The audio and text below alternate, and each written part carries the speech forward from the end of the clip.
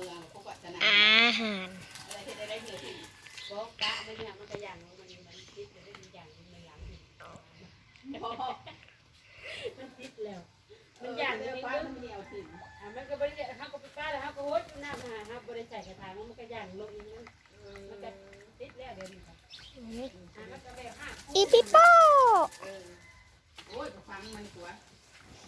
ป้ามาอย่างเองก็มันเป็นหน้าที่จะเอามา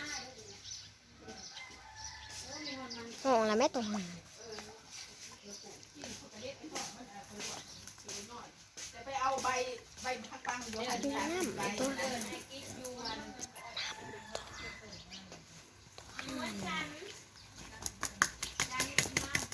ปลา